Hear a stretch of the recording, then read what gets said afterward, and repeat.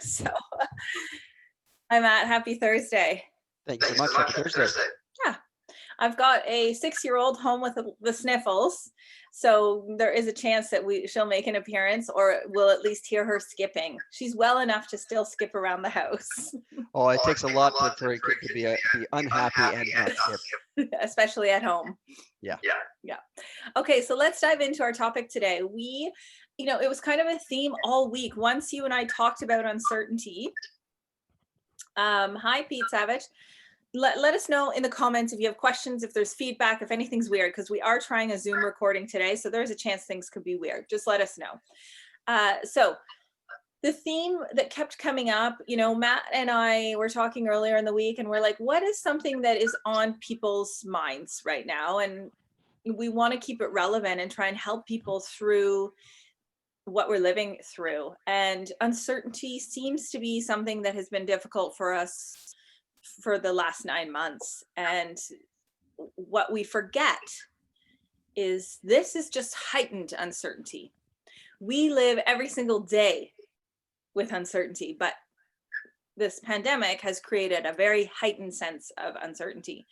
And so what Matt and I are hoping to do today, and with all of our opportunities to go live together on Instagram, is help people find some ways to navigate uncertainty. Matt, you want to jump in here? Yeah, sure. Because we're very comfortable with uncertainty to areas where we feel safe. And so right now, people are also feeling uncertain and unsafe. So when you combine those two things, they can jump into some pretty hard emotions to process every day. And so then we end up doing knee-jerk reactions and responses and online conversations online with people or face-to-face and decisions that we're making in life because we're not feeling safe within our own physical biology, and then we don't feel safe within relationships, we don't feel safe politically, we don't trust people that maybe should be advisors to our own safety in life. So it takes the whole emotions quite high. So it's not just uncertainty anymore, it's my safety, but we can also play with, okay, well then, if you're feeling unsafe and you're uncertain, but it's a new level, we've just it's been stepped up. Yeah, it really has.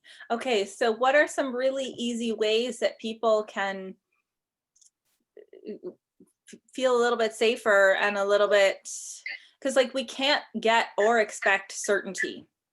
One thing that I've noticed in my conversations, I have a lot of conversations with women, whether they're my clients or my doTERRA customers or my friends.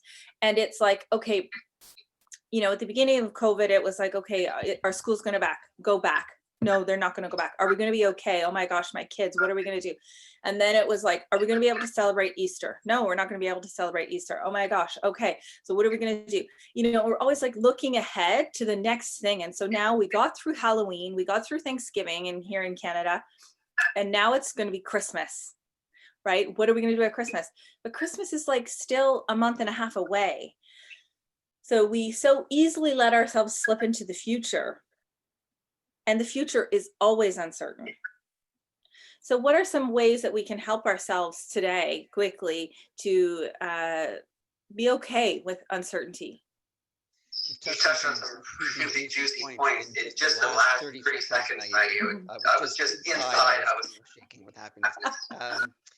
So we have uncertainty, which we crave. We like not knowing everything. There's a certain part of that. And so when we have too much uncertainty, well then let's look for things that we can be certain about. And we look for proof. Look for proof all around your life. You've gone through moments of change, which is what this is. Every day there's a little bit of change. And when we experience more change than we want, we feel too uncertain and concerned or afraid or anxious or whatever it is. So when we're going through a big change, also notice areas that you feel certain or comfortable. There is routine. So the first thing I say is develop routine. Okay.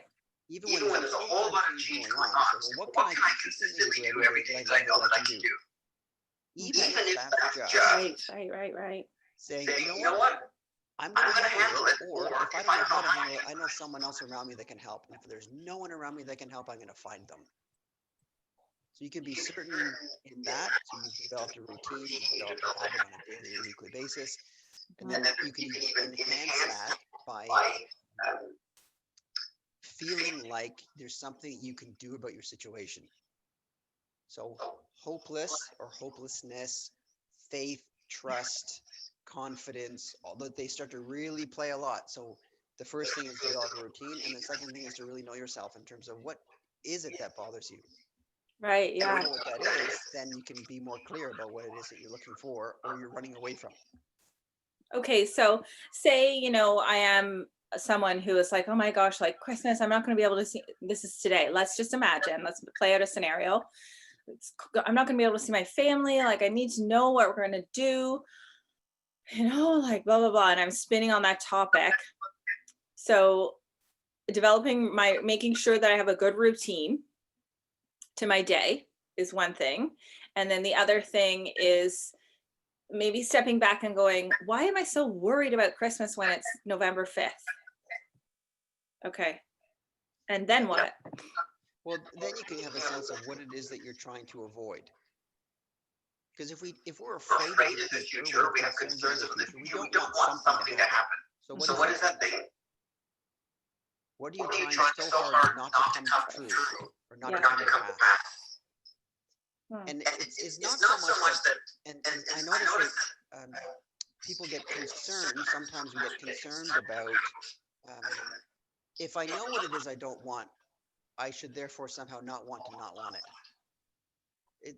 We're not taking something away from anyone. We're just saying, know what it is you're looking for and know what it is that you're concerned about happening. And when you know those things, then you can be more completely present with it. And when you know what that is, then you become resourceful. When you become resourceful, then you can help.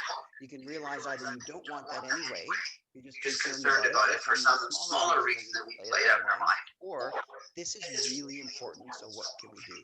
Right. Yeah. Okay. Yeah, it's really good. I find, in my experience over the years of self-exploration and frequency work and coaching and that sort of thing, is like what has really worked, and Pete catches me on this pretty regularly, if I'm spinning on something, he's like, it's going to take you some time. You need to sit down and have a timeout basically and stop and examine this. And like sometimes it only takes 5 minutes and I sit there and I'm like, okay, I'm looping on this. I don't really need to loop on it. So other times it takes 20 minutes of journaling. Other times it might take an hour conversation with Pete or a walk with Pete where we hash it out, or right? So I think in our culture, we do not spend enough time stopping and really looking at what has got us so worked up. Yeah, and we can easily look into with sport. So one of the ways that my mind works, because I come into this space from an area of physical preparation or athlete development, is I take those examples in my mind and try to impose them here, healthily, obviously. And so when we practice for an activity, physically practice, you're pausing every moment. A situation comes up, and your coach or your team member or whatever it is, your trainer or whatever it is, says, okay, well, pause for a moment. When this situation happens, these are your options. So we can apply that to everyday living. Is okay, this is what, pause for a moment. This is what's going on. These are your options. Where are we going to go now? But what we won't do is feel like we're freaking out in our mind, and then we'll just knee jerk into something. Yes, that's what we do, right? Yes, it is what we do. And we feel so unsafe and so uncertain and concerned about what might happen. If your physical safety is genuinely at risk in this moment, and you have to knee jerk, please, obviously. Right. We're not saying stop if you're legitimately in danger. But when you have a moment and you have the room to do so, I encourage it. Because when we're in an unresourceful or stress state, and we're looking into the future from this lens, we're maximizing the downside of the future. We're blowing it up into this very big thing, and we're minimizing the potential upside. Lauren just popped in and said, I often find that my reaction is more meaningful than the thing I am reacting to. And that's really kind of what you just said, like a blown up reaction about, are we going to be able to have Christmas? What's going to happen? Are we going to be able to hug our families by then? Like, what do I do? Do I buy those presents?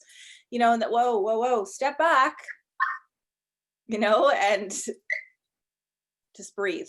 And Yeah, just totally. Yeah. yeah. And it's really good because what'll end up happening, what Lauren said there is we'll have a response or reaction, and then we have a reaction to the reaction, and eventually we forget what we're reacting to. Yeah. Like, I just feel this way. I don't know. Oh my God, I feel this way. And then we just make decisions, and we've forgotten at that point what was the original concern or trigger, Mhm. and what do we want or what don't we want? And I don't even know anymore. And we do this for decades, to the point where we get to 30, 40, 50, or how old we are. It's like, Mhm. I've forgotten what I want. I don't even know who I am anymore. This Mhm. is a common thing. Yeah. Lauren says laughing emoji, truth. And Pete says, yes, Matt. Okay, so here's a question. What if you are like, I'm okay with this. I'm okay with uncertainty, but man, those people that are really important to me in my life, or my friends or whatever, are not okay with this, and it's influencing me. Well, that's the big word right there, is influence. There's things we can influence and things we can control. We increase our suffering when we try and control the things we can only influence. And that's other people. And when we become influenced by the people in our environment, whether it's our immediate environment, or like in our family or where we live, for example, or our work environment, or passing someone on the street, whatever it is, the more we get spun into their circle of influence, Mhm. we start to take on or adopt their way of thinking or their thoughts or opinions and feelings. And then we forget who we are again. We lose our center. We lose our level of certainty. And certainty is not control. I obviously want to make that very clear. Right? Certainty is just a matter of, these are things that I know that I can influence, or I know that I can do. Mhm. So when we're influenced strongly by somebody else, we can adopt very neutrally. Like, well, is part of what they're saying true? Is there value in what they're saying? Mhm. And if there is, we just take that, and we're not emotional. We don't have to have an opinion. We don't have to like them, dislike them. It doesn't matter. Is what they're saying valuable? That takes a pause, and that takes a willingness to be emotionally disconnected from the messenger and the message, and just say objectively, is that valuable? Is that true? Mhm. And when we can do that more, we become less spun into our own opinions and our own emotions around whatever's going on. Right. Okay. And Pete says here, we end up 5 steps of thought away from what's actually happening. Absolutely. And it's a fast process. Boy, it happens quickly. Yeah. If you don't pause. Why does it happen? Why are we designed, engineered, created, whatever, to do this? Because there are moments when we have to be so we stay alive. Okay, so it's like biological, but this society that we've kind of evolved to live in has really messed it up. Yeah, and it's unfortunate. It's been exploited by people who are greedy, people who choose and want to manipulate based on the knowledge of emotion and the way we go into fear so quickly. Um, I don't like that. It's a bit of a pet peeve of mine. We try to manipulate someone into deciding what's best for us, but maybe not best for them. Mm-hmm. And so because we know that about our psychology and consciousness and biology, is it's perpetuated, it's encouraged, it's exposed in a big way, so that we're wired, even reinforced every day by social media, by television shows. They might not have an agenda in the show. They just want to keep keep their viewers on tap. Um, so they do that, and then so there's this beautiful, actually, Rebecca and I are watching a show. It's quite a good show, but you can tell where it happens is there's trauma. People come together through that trauma, and then they solve the trauma. And so what ends up happening, is it shocks you into something. This is terrible. Oh my God, this is happening. What are we going to do? Well, we all come together. We feel really good because we're all experiencing this trauma together, and then we get through to the other side, like, oh, that was amazing. Mm. But it's that rush. When we don't need that rush anymore to the same degree, we're going to become much more steady, much more what might be considered emotionally reasonable. So we move in to create the kind of life and circumstances where we don't need this chaos loop, and it's going to work really well for us. But we need to be able to step meaningfully into that because we have to decide to, because some people just don't want us to be that internally resourceful. And I don't want to get into too many theories around it, but I mean, you watch a commercial or an ad on Facebook or wherever it is, you can people are trying to make you say yes to them, whether or not it's good for you. Right. Especially right now. Yeah, absolutely. That is strong right now. In fact, what you were kind of alluding to earlier, that you don't like what people do, is like, it's beneficial to politicians to have us in this state of fear and worry, and because we're more likely to comply. Yes. Yeah. Especially when we feel that we need them for the quality or for our safety in life. And again, there are some situations where that's true, but majority not. And this is where it gets to other needs we have in life, such as the need for the need to feel significant. And so if I'm feeling uncomfortable with who I am and I'm feeling empty without somebody around me, so let's say, Maggie, oh my gosh, you're so important to my life. If I lose you, my life is going to be terrible, even to the point where I will negatively influence our relationship to try to keep you with me. Mm. That's no longer possibly in your best interest. Mm-hmm. So the best I can be is aware of my own intentions, my own desires, and say, for me is it has to be a win-win-win all the way around. So win for me, win for you, win for everyone else. And then when that's the case, I'm not trying to make you do anything. My own preference is to try to determine and understand what it is that you need in life. And am I excited to help you do that? And does that help areas that I want to win in life? Now, some people get weird about the winning and losing thing. I don't, it's not a thing. It's just a phrase, right? Mm-hmm. You're getting what you want. You're experiencing life the way you want to experience it. And the more people have these overlapping circles, right? These circles that overlap, if I can do that Yep. with my hands, is that it makes everyone rise. All ships rise. Mm. So I'm not trying to make you do anything. You're not trying to make me do anything. We're becoming as clear as we possibly can as individuals and saying, this is what we'd love to do together because it's going to fit everybody. It's going to work. Mm-hmm. Mm-hmm. I think like acceptance is important right now when we think of the division of people, like that whole idea that working together and not making other people do anything, being okay with that, because like, I feel I feel quite okay with the certainty of life, right? The uncertainty of life right now. But I know people who feel awful about it, and so, I have to understand that they have their reasons, their past experiences, their trauma, for that is influencing how they're dealing with today's uncertainty, right? Is that really like a big part of why people today are really feeling that heightened sense of a discomfort with uncertainty because of their past experiences and trauma? It's almost always because of the past experiences. Because we're drawing from something. We're an accumulation of all of our experiences to date. So we have what's written in our biology and neurology as humans. We have shared consciousness as part of our DNA. And then we also have our acquired knowledge and experiences since we've been born, or however, depending on your philosophical opinions about that. So I have experiences in life that I'm drawing on, even in this moment right now. Hmm. Otherwise, I would completely lose my identity and create a brand new one every fraction of a second. Hmm. I'd forget my name. I wouldn't know why I'm here. I'd repeat as a Groundhog Day over and over again. Right? So we do want some accumulation of experience and identity and expectation. The problem is, if it's a problem for some people, is if we have a stacked experience that's unresolved.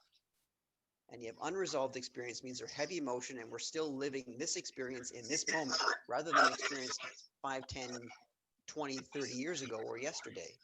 If that's informing my present decisions in an unresourceful state, we will then use that to project into tomorrow or next year in an unresourceful state.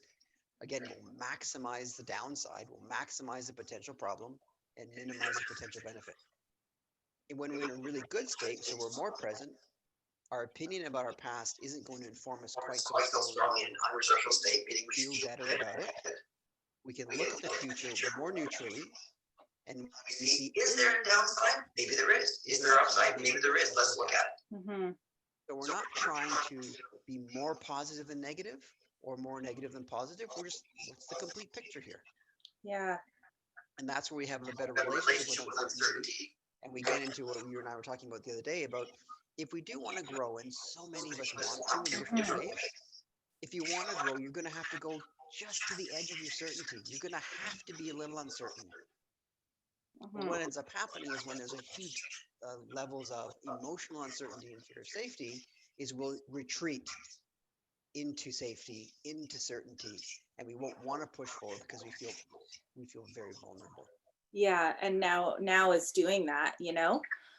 Like someone I've spent the last 10 years learning to trust holistic medicine, you know, and learning to trust alternate methods and that. So that's why I'm like, I'm okay right now because I really have a great trust in plant medicine and, you know, working with you and all sorts of other things, meditation, you know, I've learned to trust that. But that's my past experience coming in to help me right now in the present. If you don't have that, then it's harder. Yeah, it is harder. And that's where we look for personal experience and social proof.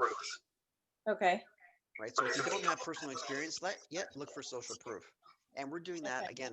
We're doing that already. Explain this a little bit more. Sure. Yeah. So if we don't have experience of a different way of approaching a situation. So if you don't know about plant medicine, you don't know about the impact of food on your biology, then look around you and see, are there other people that have experiences where they've noticed a correlation? Right. Again, we're doing that already. Our systems are reticular activating, all of this stuff in our bodies. These organ systems are designed to do exactly what we're talking about, and we're already doing it. Mm-hmm. We're doing it out of fear. So we're trying to look for social proof of reasons why I should be afraid, or look for social proof of reasons why I don't need to be. And start to bring them together meaningfully, consciously, do it on purpose, not just by default. Mm-hmm. And when you can do that, you can genuinely move into a different place in your life and create a lifestyle and an identity that you could be. You don't always have to be anxious, and you don't have to, we're not talking about being a Pollyanna. I'm not saying, oh, this is all wonderful and don't worry about anything, the world's going to be great. Yeah. No, not at all. No, just be complete in the picture. Mm-hmm. I think the social proof one is really interesting because, you know, I can look left and find social proof for holistic medicine and plant medicine, and I can look right and find so much social proof for vaccines, and that's how it's going to end, and mask wearing and lockdown methods and that sort of thing, right? There's so much proof there on both sides now. So it's really interesting because, you know, that makes us even a little bit more divisive, I think. Because I'm getting so much from my holistic world of the people and mentors and people I've worked with, people I follow. So I'm really getting stronger, right? And my faith is getting stronger. And I'm like, yeah, this is good. This is okay. And people who are looking, you know, at Western medicine, they're getting so much proof too right now. So there we are, quite divided. Pete is just popped in and said, looking for reasons to be afraid ruins your life, takes your power away, limits your ability to make helpful decisions. Yeah, it's challenging right now. So we should wrap up in the next couple of minutes because we just want to keep it to about half an hour. But so give us a couple of takeaways for people who are really want to change. They want to feel better about this uncertainty and be okay with what's to come that we don't know. And remember that that's everyday life. What can they do really easily? Next steps? Go. Okay. Know what it is you're looking for and know what it is you're running away from. Okay, so for example, you're looking for more peace. You're looking for resolution. You're running away from uncertainty. Great. So if we use that, then practically speaking, you can say, okay, well, I'm afraid of the future because I don't feel physically safe. Wonderful. What can you do to increase your physical safety, literally or metaphorically? So conversations with people that know information that you might not know, having a routine about feeling safe just in your environment if you can. If it means going for a walk outside, if it means spending time, I'm just looking into my office here and just sitting down and just eyes closed. And it's like, in this moment right now, this is all that this is just right now. I'm good. And that's good. Mm-hmm. You know, and this is the wonderful present moment movement in decades. This is, I mean, way beyond when I've been born. The importance of being in the present moment is so important. I mean, it's high rather. So you can do that. So be present. Notice that there is proof for what you're afraid of, and there's also proof for no reason to be afraid, like Pete said. Mm-hmm. You don't have to. We don't have to run too far in one direction. Let's take back. Let's take a bigger look. How is the whole picture? If we have a 200-piece jigsaw puzzle and we focus in only one piece, we're not seeing the whole picture. Yeah, I love that. Step back a little bit. Yeah. And the other one is have resourceful conversations with people who can help. Mm-hmm. And whether that person is a friend or whether that person is your family member or a trusted professional or advisor, whatever it is, have those conversations. This is how I'm feeling. Do you know a way that I can feel better, do better, have knowledge that supports what I want? Because even riding in some people that don't feel comfortable driving a vehicle on a car or on a road, it doesn't mean that it's not safe. They're just not comfortable. Mm-hmm. So some of the ways you be comfortable is increase your knowledge or increase your skills. And resolve if someone gets in a car accident, they may not want to get in a car right away because they have unresolved experiences in life. Resolve as many as you can, move forward as safely as you can. Mm-hmm. And know that if you want to grow, if you want to experience change in your life, you are going to, by default of the system, experience uncertainty because you have to move beyond the edge of comfort for change. Mm-hmm. You're right. Yeah, you have to go beyond the edge of comfort. And I really love that. For me, it's a good reminder. This call and this time has been a good reminder to pause, step back, and breathe. Yeah, that's good. Okay, awesome. Thanks, Matt. If anyone has any questions, pop them in the comments. And we're going to make an audio version too and see where things go from there. Sounds good. And we'll be back in 2 weeks, right? Yep, absolutely. Look forward to it. Okay. Thanks to those of you who watched live. Thank you, Matt. To find Matt, he's Matthew Craig Inner Diamond, right? Matthew Craig Diamond on Instagram. Okay. Yeah, but if you do hashtag Matthew Craig Diamond, you'll find me on different platforms. Okay, great. Okay, thanks, Matt. All right, thanks. Okay, bye, everybody.